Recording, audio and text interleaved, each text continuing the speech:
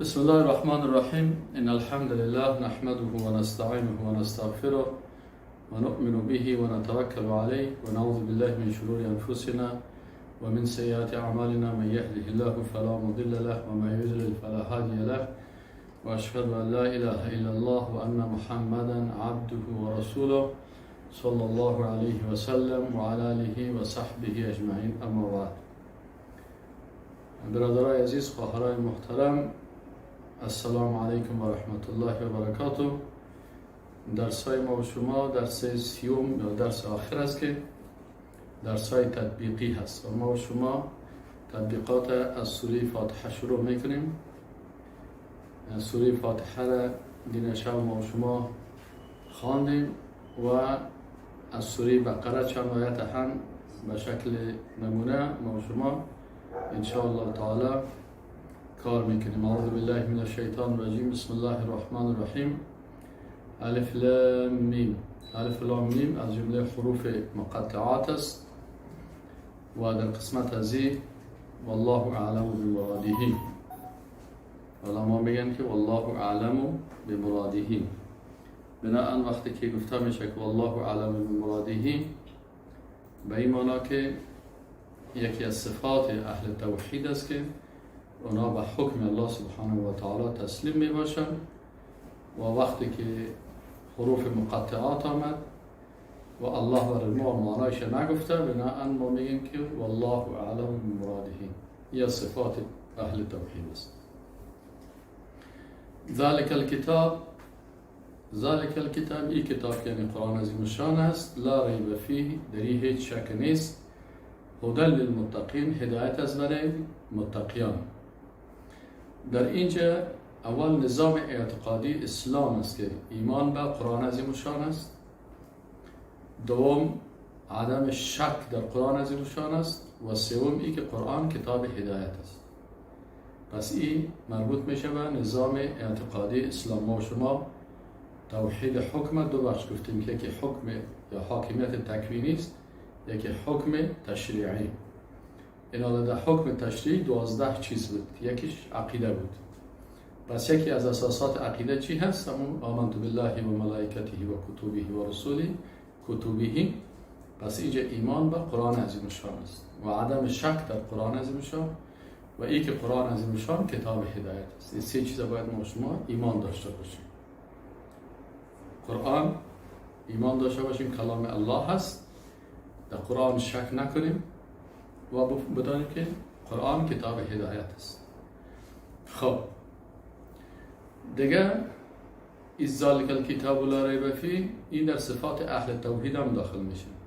چرا اهل توحید اول صفتشون چی است؟ که ایمان به قرآن می داشته باشه. دوم صفتشون چی است از اهل توحید؟ که اینا در قرآن شک نمی داشته باشه، کاملا یقین داریم ما شما الحمدلله. سوم از صفات اهل توحید چی است؟ که هدایت خدا از کجا میگن؟ از قرآن و از سنت میگن. چون قرآن کتاب هدایت است، بنابراین یکی از صفات اهل توحید چی است؟ که هدایت از قرآن عظیم الشان میگن. و چهارم صفت اهل توحید چی است؟ که تقوای خدا از قرآن یاد میگیرن، از سنت یاد میگیرن، قرآن و سنت. چون قرآن بر ما و شما میگه که اطیعوا الله و اطیعوا الرسول. پس اطاعت از الله بکنیم و اطاعت از رسول بکنیم. بنابراین ما و شما هم از قرآن هدایت میگیریم و هم از احادیث رسول الله صلی الله علیه و سلم که تفسیر و شرح هست برای قرآن عظیم الشان. پنجمین صفت اهل توحید چیست؟ الذین یؤمنون بالغیب، کسانی که ایمان میارن به غیب. این هم از صفات اهل توحید است که اینا ایمان به غیب می داشته باشه. یعنی ما و شما کل ما به غیبیات الله را نمیبینیم، صفاتش، افعالش، لکن قدرت الله را در تمام دنیا میبینیم. بناهن ما به الله ایمان داریم و ملائکه ایمان داریم، غیبیات است. جنت ندیدیم، دوزخ ندیدیم، صراط ندیدیم، قنطره را ندیدیم. یعنی کل چیزهایی هستند که به غیبیات ما و شما ایمان داریم. پس پنجمی صفت از اهل توحید چی است؟ الذین یؤمنون بالغیب. دیگه از صفات اهل توحید چی است؟ و یقیمون الصلاة. یقیمون الصلاة یعنی اقامه میکنن نماز را. یکی از توحید در عبادات بدنی هست. بناهن انسان‌های اهل توحید صفتشان چی است که اینا عبادت‌های بدنی را انجام میدن. و مما رزقناهم ينفقون، دیگه از صفت اهل توحید چی است؟ نفقه کردن است از آنچه که برشان رزق داده میشه. این توحید در عبادات مالی هست. پس این صفت هفتم میشه. دیگه صفتشون چی هست؟ والذین یؤمنون بما انزل الیک و ما انزل من قبل. دیگه صفات اهل توحید چی است؟ ایمان به آن چیزی که بالای رسول الله صلی الله علیه و سلم نازل شده. بالای رسول الله هم دو وحی نازل شده. یکی وحی جلی قرآن عظیم شان است، وحی خفی احادیث صحیحه هست. بنابراین والذین یؤمنون بما انزل الیک یکی از صفات اهل توحید است.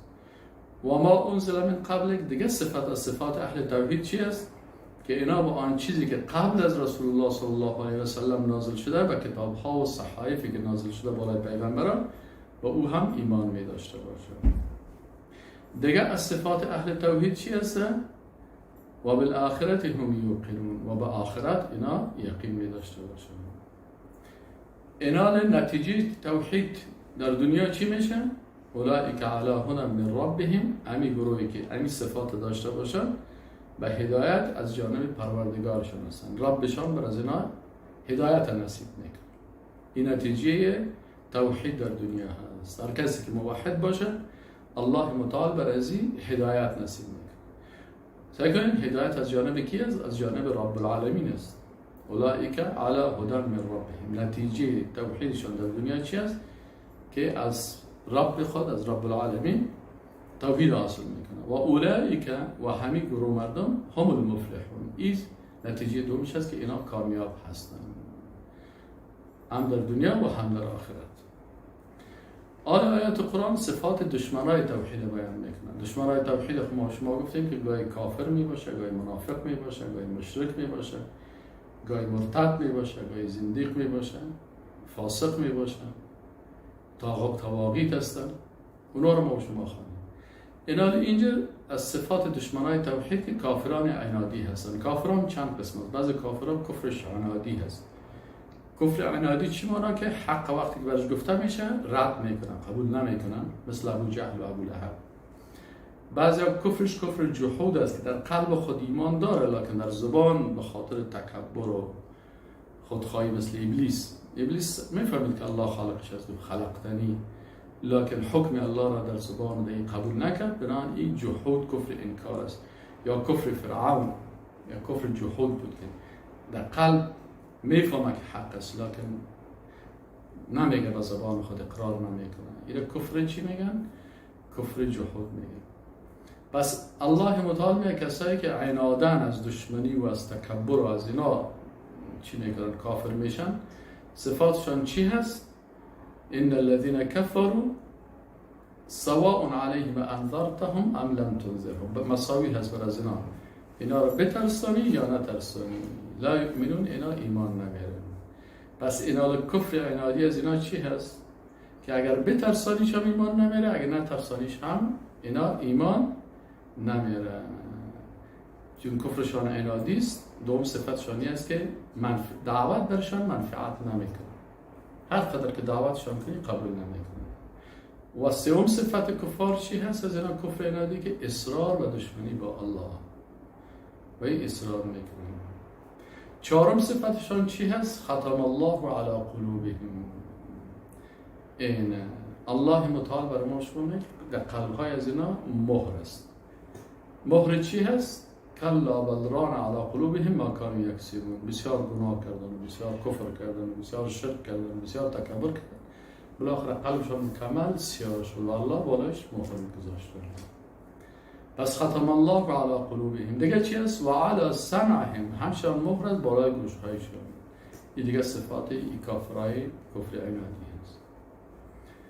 ششم صفتشان چی است؟ که و علی ابصارهم غشاوه، در چشمشان یک پرده است که این پرده هیچ وقت اینا هزار جای هم که حق ببینن نمیتونن دیدن.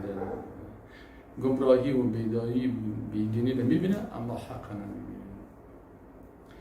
خب جزایشان چی هست؟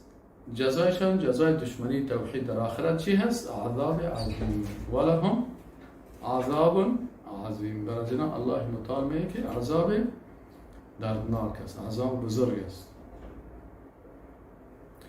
آن صفت دیگه از دشمنای توحید و صفت چی است؟ صفت دشمنای توحید منافقا را صفاتشان بیان میکنند. و من الناس من یقول آمنا بالله و بالیوم الاخر. بعضی از مردم میگن که ما ایمان آوردیم به الله و به یوم آخرت و ما هم بمؤمنین، اینا مؤمن نیستن. الله متعال چی میگه؟ میگه که اینا ادعای دروغین ایمان میکنن. یکی از صفات منافقین چی است؟ که قلباً با آنچه که در زبان خود میگه قلباً به او باور نداره، با خاطر فریب دادن و فریبکاری. از این خاطر یک صفت از منافقین همی است که ادعای دروغین ایمان میکنن. الله متعال میگه و من الناس، و بعضی از مردم من کسانی هستند که یقولو میگویند آمنا بالله، ما ایمان به الله آوردیم، به زبان میگن، و بالیوم الاخر میگه با آخرت ما ایمان داریم. الله متعال میگه و ما هم بمؤمنین، اینا مؤمن نیستن. چرا مؤمن نیستن؟ چون الله متعال عالم الغیب و شهاده. غیب قلب کی میفهمه؟ الله میفهمه. الله متعال از قلبشان با خبر است. میگه و ما هم بمؤمنین، اینا مؤمن نیستن. یک صفت از منافقین.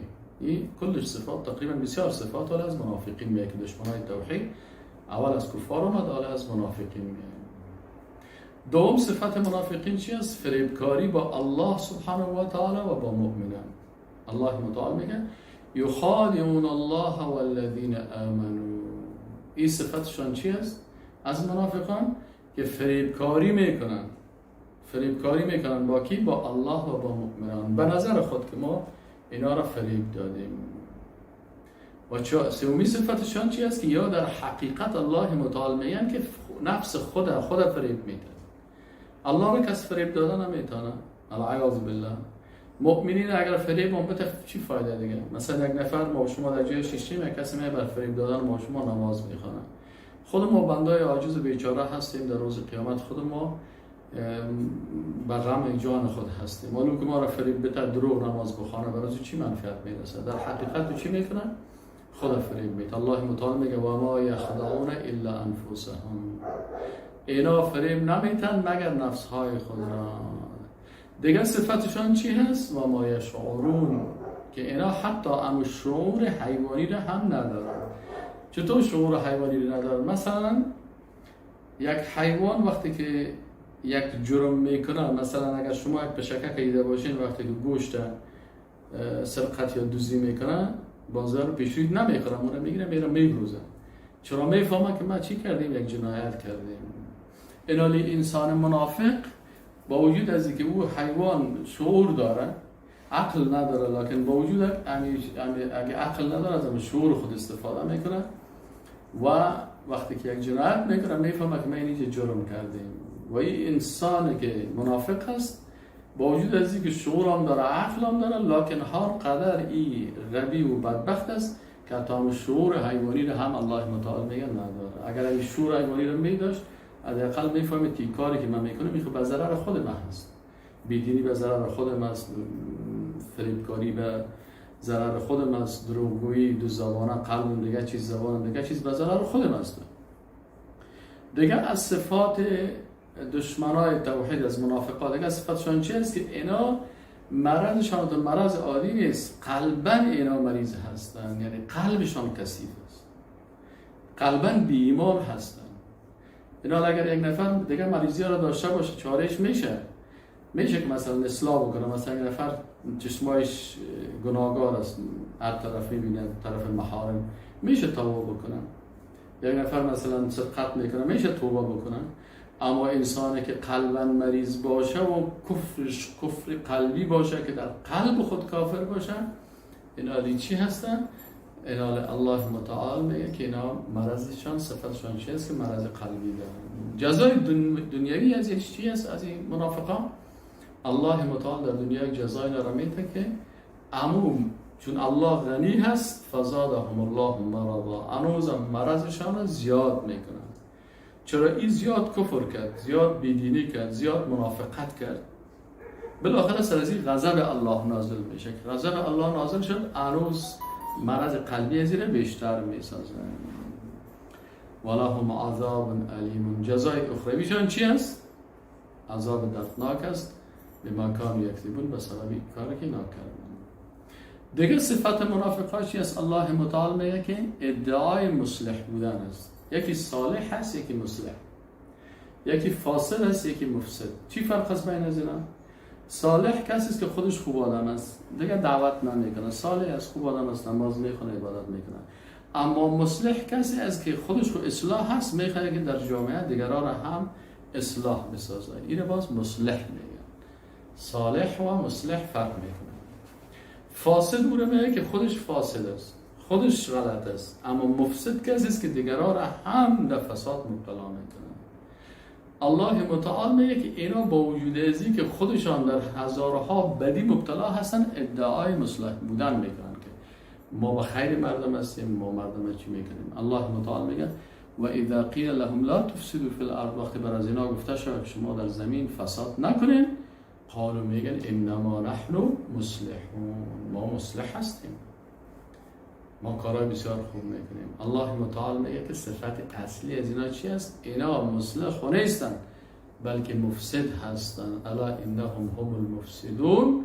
خود الله آگاه باشه که اینا صفتشان چی است؟ یقینا که اینا فسادکار هستن. نه تنها فسادکار هستن بلکه فساد کننده، یعنی جامعه را در فساد مبتلا میکنه. ولکن لا یشعرون. باز هم مثل حیوانات هم که پایین تر هستن، پست هستن، شعور حیوانی هم ندارن که بفهمه که ما فساد میکنیم.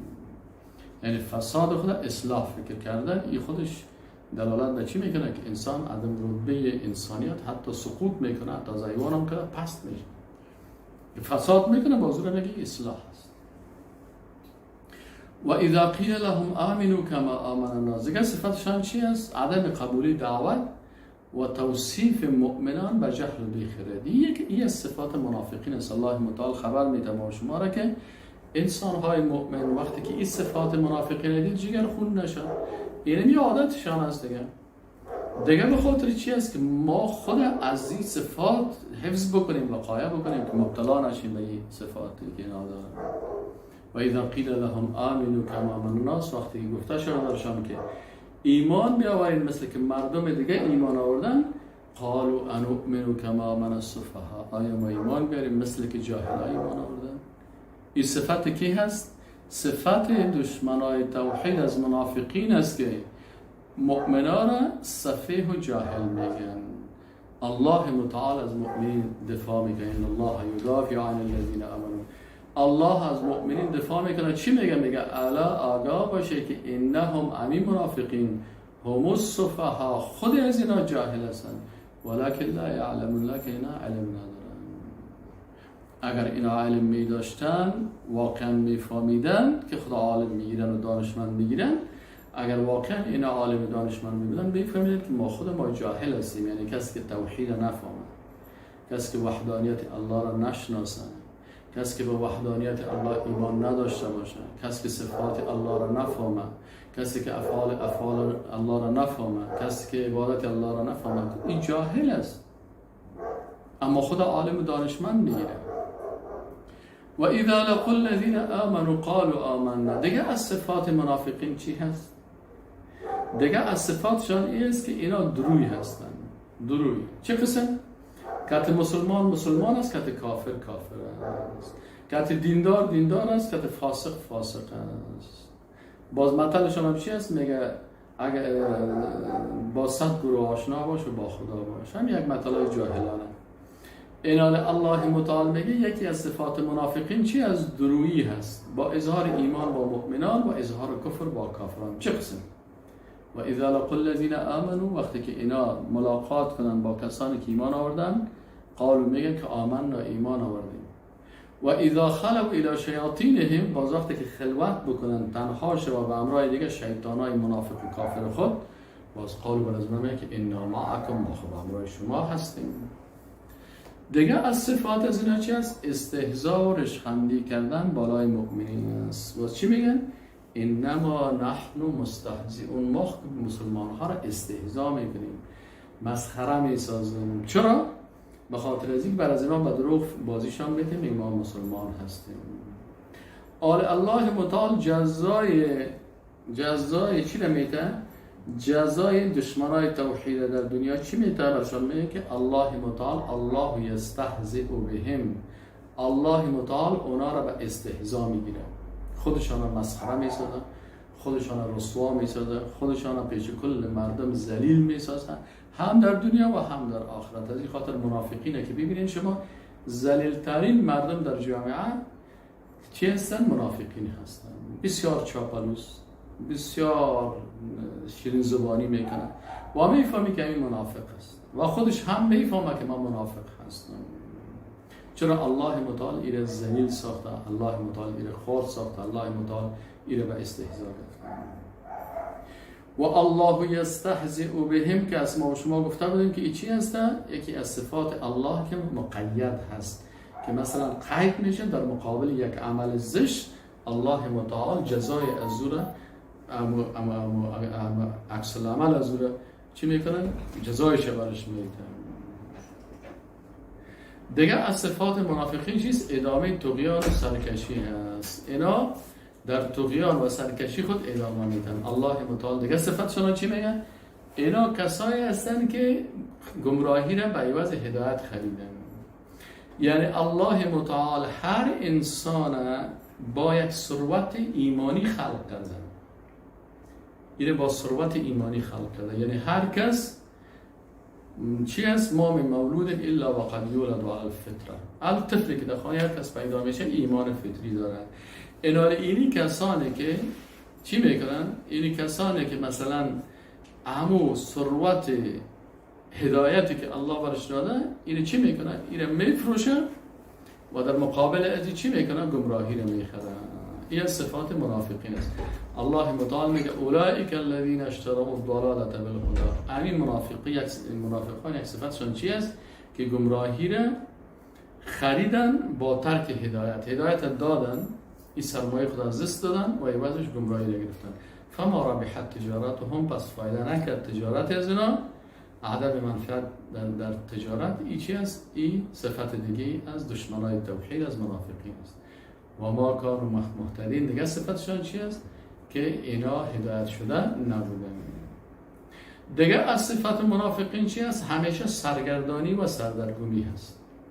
الله متعال چی میگه؟ الله متعال میگه که اینا سرگردان و سردرگم، همیشه در زندگی خود سرگردان هستن، راه را نمیرفتن، سرگردان هستن و همیشه در تاریکی های جهل می باشه. الله متعال میگه مثلهم، مثال منافقین چی است؟ مثلا شما تصور کنید در یک جای بسیار تاریکی هست، یک کسی میخواد روشنی رو چالان میکنه، چند تا چوب میاره اینجا چالان میکنه، میگه مثال از این مثلا میوارد که یک کسی مثلا یک جای تاریکی هست و اونجا چوب میاره در میده، استوقد النار، آتش در میده، فلما اضاءت ما حوله، کمی چوب روشنی چه میگه؟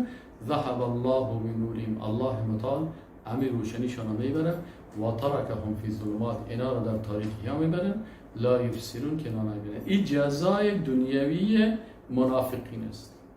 جزای دنیویشان چی هست؟ سرگردانی و سردرگمی. این جزای دنیویشان است. دیگه جزایشان چی هست؟ که هر وقتی که اینا یک کمک روشنی را پیدا بکنن، پس الله متعال امون نور و روشنی یک کمک یگان جای یک سر پیدا میکنن که به زندگی راحت داشته باشن، پس الله متعال اینا را رسوا میکنن، همیشه رسوایشان میکنن و باز پس در تاریکی ها و در سردرگمی و در بدبختی خود میباشن. دیگه صفات از دشمنای توحید از منافقین چی است؟ دیگه صفتشان اینا کرهای حقیقی هستن، گنگای حقیقی هستن، اینا نابیناهای حقیقی هستن. چی مانا کر حقیقی، گنگ حقیقی، نابینای حقیقی؟ مثلا یک نفر کر از گوشش نمیشنوه، لکن وقتی برش به زبان به اشاره فهمانده شده که یعنی دین حق است، قبول میکنه، پس او کر حقیقی نیست. کر حقیقی کسی است که گوش داره میشنوه لکن حق نمیشنوه. گنگ حقیقی کی هست؟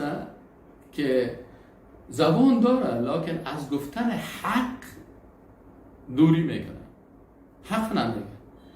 و نابینای حقیقی کدام یکی است که چشم داره ولی حق نمیبینه، پس الله متعال میگه این منافق ها. یا اگر نابینای مجازی میبودن، مثلا مثل کار مثلا اگر نفر چشمایش نمیبینن، این با وجود از اینکه نابینا هست، لکن امین نابینا رو شما بسیاری وقتا ببینید که از بینا کده بسیار لایق و فامیده میباشه، قرآن حفظ میکنه، ترجمه رو میفهمه، بسیار کمالا میداشته باشه، توحید میفهمه، وحدانیت الله رو میفهمه. اما نابینا و گنگ و کر حقیقی اونا کسایی هستن که چشم هم دارن، گوش هم دارن، زبان هم دارن، اما از گفتن حق، از شنیدن حق، از گفتن حق اینا چی میکنن؟ اینا بی نصیب هستن. پس این صفات منافقین هست. دیگه عدم راحت در زندگی هست. او کصیب من السماء فیه ظلمات و رعد و برق. یا مثال از اینا مثل یک باران است. اینا را الله متعال حالت منافقین چی میگن؟ میگه شما تصور کنید یک نفر در یک دشت است، در دشت شما کت موترتان میرین و وقتی که در دشت سرتان شب میشه و در شب موتر هم پنچر میشه، تیلش هم خلاص میشه، تاریکی هم است، باران هم است، طوفان هم است. در این حالت انسان در چه حالت قرار می داشته باشه؟ بسیار وضعیتش خراب می باشه. در دشت بند مانده و حیوانات هم است و صداهای رنگارنگ می، صداهای رعد و برقی هم می. اینجا انسان بسیار وضعیتش خراب می باشه. الله متعال میگه که اینمی حالت شما تصور کنید، اینمی همیشه حالت منافقین همی قسم است. او کصیب من السماء، یا حالت منافقین مثل انسان هایی است که در یک باران بند مانده باشه که این باران از آسمان میاد، که این باران چی؟ از ظلمات، تاریکی هاست، و رعد است و برق از غرغرش است و صداهای رعد و برق است. یجعلون اصابعهم فی اذانهم من الصواعق حذر الموت. همین کسایی که میاد قرار دادن از ترس مرگ، حتی میخوان که این صدا رو نشم، انگشتای خود در گوشهای خود میگیرن از ترس مرگ. اینال منافقین همیشه اینمی حالت هستن، همیشه کل غضب الله، کل لعنت الله، کل مشکلات زندگی بالای از اینا هست. و جزایشان چی هست؟ والله محیط بالکافرین. الله متعال این کافران چی میکنن؟ احاطه میکنه ایشان. یکاد البرق یخطف ابصارهم، نزدیک است که این برق اختطاف بکنه چشمای از اینا را. کلما اضاء لهم، هر وقتی که برای یک روشنی میشه مشروفی یک دو قدم بیه. و اذا اظلم علیهم قام، وقتی که تاریک میشه استاد میشن. یعنی همین انسانایی که در این حالت قرار دارن، ببینید کمک روشنی شد حرکت میکنن، وقتی که پس تاریک شد باز از ترس استاد میشن. میگه منافقین همیشه همین قسم هستن. یک کمک که برشان روشنی پیدا شود در کت یک مسلمان بازی بدن، فریب بدن، باز در اون حالتی که بسیار خوشحال میشه، باز اون مسلمانی را کشف میکنه که خود منافق است. این همیشه اینمی سختی های از اینا هست. ولو شاء الله لذهب بسمعهم و ابصارهم، اگر الله بخواد میبرد همین شنوایی گوش‌های از اینا را و بینش چشمایشان را. ان الله علی کل شیء قدیر، ان الله علی کل شیء قدیر. این یکی از صفات الله هست که مربوط میشه به توحید اسماء و صفات، که قدرت الله متعال است، یعنی ذاتی که قدرتمند است، قدرت بسیار عالی داره که با قدرت خود دشمن‌های خود در هر حالتی از بین میبره. یا ایها الناس اعبدوا ربکم الذی خلقکم. بحث دیگه شروع میشه، توحید عبادت. الله متعال میگه مردم اعبدوا ربکم، یعنی شما اطاعت بکنین از ربتان. یعنی خود اطاعت که هست این همه عبادت است. چون اینجا ناس مردم هستن، مردم کسایی است که عام هستن، کافر و مسلمان به کلش خطاب است. بنا به کل ازی الله متعال میگه شما بین تسلیم حکم الله شوین. پس این توحید در حکم هم است، توحید در عبادت هم است. ربکم، این توحید در چی است؟ در ربوبیت است. الذی خلقکم والذین من قبلکم، این چی هسته؟ این بیان حکم یا حاکمیت تکوینی الله در انسان ها هست. الذی خلقکم والذین من قبلکم لعلکم تتقون، شاید که شما با تقوا شید. دیگه حاکمیت سعی کنیم بیان حاکمیت الله در انسان ها. خلقکم در چی؟ الذی جعل لكم الارض فراشا، زمین مثل فرش ساخت. حاکمیت تکوینی الله در زمین. و السماء بناء، حاکمیت تکوینی الله در آسمان ها. و انزل من السماء ماء، و نازل کرد از آسمان آب را. حاکمیت تکوینی الله در آب و نزول آب. فاخرج به من الثمرات رزقا لكم، پس بیرون کرد برای شما توسط میوه‌ها از میوه‌ها از چیز رزق برای شما. این چی هست؟ از همون حاصلاتی که اینجا در زمین حاصل میشه برای شما رزق داده میشه. حاکمیت تکوینی الله در نباتات، ثمرات، میوه‌ها، نباتات. فلا تجعلوا لله اندادا وانتم تعلمون. فلا تجعلوا لله اندادا، این از حقوق توحید است، نهی است از چی؟ از شریک دادن به خالق متعال. فلا تجعلوا، وقتی که ما شما گفتیم حقوق توحید چی است؟ اوامر است و نواهی است. نه اینجا نهی آمده که فلا تجعلوا لله اندادا وانتم تعلمون، در حالی که شما میفهمید. و ان کنتم فی ریب مما نزلنا علی عبدنا فأتوا بسورة من مثله وادعوا شهداءکم من دون الله ان کنتم صادقین. این چی هست؟ این تأکید است به ایمان به قرآن عظیم شان، نظام اعتقادی اسلام، ایمان به قرآن عظیم شان، حکم اعتقادی. الله متعال میگه که اگر شما، مثلا خطاب میکنه مردمای بیدینه، و این کنتم فی ریب مما نزلنا علی عبدنا، اگر شما در شک هستین از آنچه که نازل شده بالای بنده ما، فأتوا بسورة من مثله، پس یک سوره مثل قرآن بیارین. وادعوا شهداءکم، دعوت بکنین شاهدایتان و بزرگانتان را، من دون الله، بغیر از الله. اینجا ان کنتم صادقین، اگر شما راستگوی هستین. اینجا عقیده درست و قرآن عظیم شانه که اینا بر ما شما مستحکم میسازه که اینا این کار کرده نمیتونن. یعنی از صفات دشمنای توحید هم است که اینا شک میکنن در قرآن عظیمشان، ولی الله متعال در مقابل شک از اینا برشان چلنج میده که اگر شما شک میکنین که قرآن کلام الله نیست، پس بریم یک سوره، شما خوب فصیح و فصاحت و بلاغت دارین. فإن لم تفعلوا ولن تفعلوا، حال جزای دشمنای توحید در آخرت و چی بیان میکنن؟ با آتش. فإن لم تفعلوا ولن تفعلوا، این صفات دشمنای توحید بیان میکنه که فعل کردن نمیکنن. ولن تفعلوا، این صفات دشمنای توحید است که کار کردن نمیتونن، با وجودی که شک میکنن. پس الله متعال میگه بترسین از نار، از آتشی که وقودها در گران از چی است؟ الناس، انسان هاست، و الحجارة و السنگ هاست. اعدت، آماده شده برای کی؟ برای کافرها. این جزای دشمنای توحید در آخرت است. نتایج توحید در آخرت چی است؟ این باز الله متعال میگه و بشر الذین آمنوا، بشارت بده برای کی؟ برای کسانی که ایمان آوردن و عمل صالحات کردن. اول چی است؟ جنت و باغ‌ها و جویبارها هست. نتایج توحید در آخرت. ان لهم جنات تجری من تحت الانهار، جنت هایست، باغ هایست که در زیر از اون جوی ها روان است.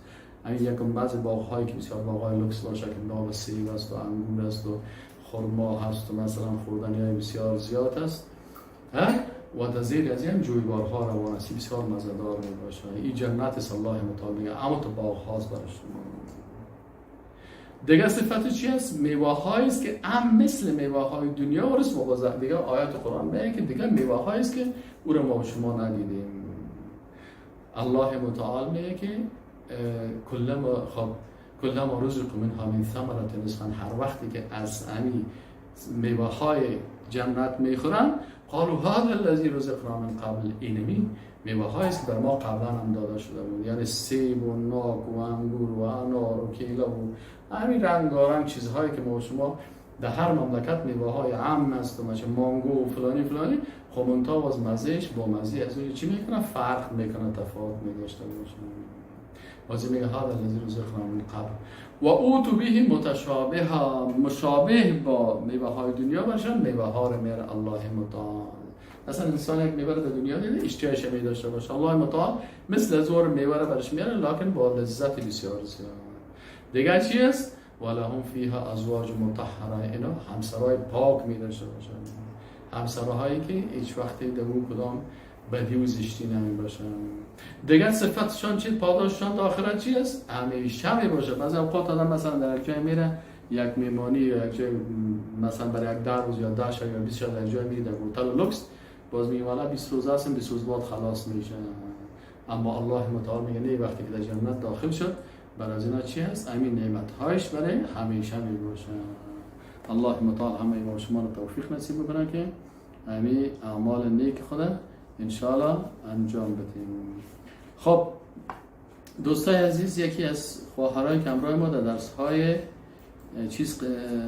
اشتراک دارن، در درس‌های مثلا حضوری اینجا تشریف دارن، اینا میگن یکی از سوره های قرآن اختیار کردن و یعنی 14 کلید اول میگن، میخوایم که امتحان ما رو بدن و شما بفهمید این قسم امتحان گرفته میشه و 14 کلید کم تشریح میکنن و باز بعد از اون برای ما در یکی از سوره های قرآن رو تطبیق میکنن. بسم الله الرحمن الرحیم. ما سمیه هستم، میخوایم که 14 کلید اعتقادی را در سوره مطففین برای شما بیان کنم. اول 14 کلید اعتقادی را میگیم که کلید اول شناخت الله سبحانه و تعالی در 6 چیز، کلید دوم حقوق توحید، کلید سوم لوازم توحید، کلید چهارم 5 کلید دیگه در مورد موحدین می باشه. کلید چهارم در مورد معرفی موحدین، کلید هفتم در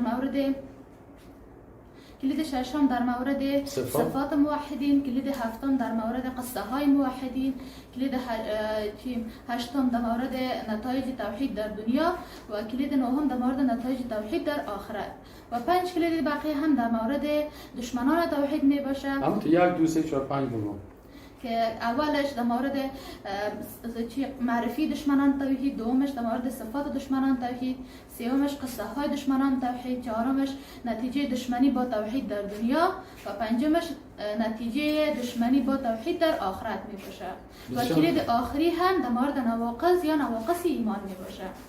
آفرین. خب بسم الله الرحمن الرحیم. ویل للمطففین. ویل وای و افسوس است للمطففین برای کسایی که در خرید و فروش کم میکنن. اینجا صفت دشمنان توحید یا صفت منافقین است که وقتی که ترازو میکنن به خاطر خودشان او را با وفا میکنن و به اندازه‌ای که نیاز دارن او را انجام میدن و وقتی که برای بقیه وزن میکنن همیشه خسران و زیان میکنن. در شریف گفته شده است که الذین کسانی که اذا اکتالوا وزن میکنن برای خودشان علی الناس از مردم یستوفون وفا میکنن، یعنی مکمل میگیرن. بله، یک صفتشان شد. و اید و هنگام که کالوهم کیل میکنن او وزنوهم یا هم وزن میکنن یخسرون باز دو زمان خسران یا زیان میکنن، یعنی به مردم کم میدن. اینجا صفات منافقین یا دشمنان توحید است. الا یظن آیا گمان نمیکنند که اولایی که همین گروه مردم انهم مبعوثون که یا بعث میشن یا زنده میشن. در اینجا نظام اعتقاد اسلامی یعنی ایمان به زنده شدن بعد از مرگ است که لیوم عظیم یه روز. یکی از صفات دشمنان توحید هم همی است که اینا با بعض ایمان ندارن. لیوم عظیم که یک روز بسیار بزرگ است. این ایمان است با آخرت. بله. ایمان با آخرت است. یوم روزی است که یقوم الناس ملاقات میکنن مردم لرب العالمین، به پروردگار عالمیان.